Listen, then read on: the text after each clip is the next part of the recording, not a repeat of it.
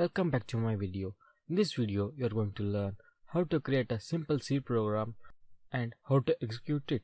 Before going to write a C program, we need to install some of the packages. First, I am going to install CLang. CLang is a front end for the programming languages like C, C++, OpenMP, and also for Python.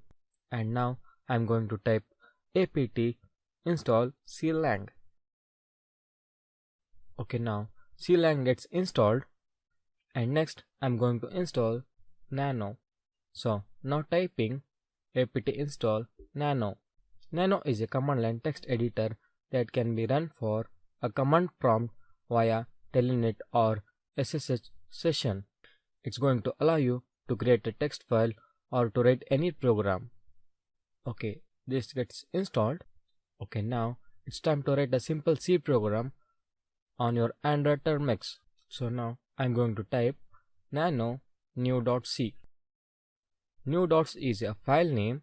So here comes an nano text editor, and now typing /include stdio.h int main opening and closing brackets inverted comma. In that I'm going to type hello world putting semicolon.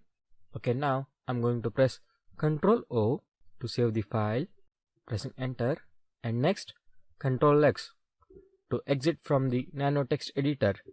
Coming back to my Termux, I'm going to compile this program by typing clang new.c.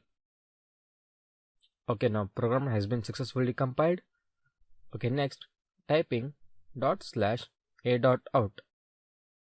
Here you can see the hello world.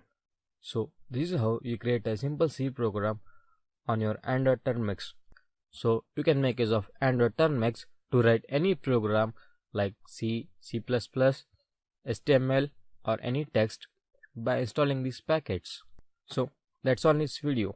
Thank you.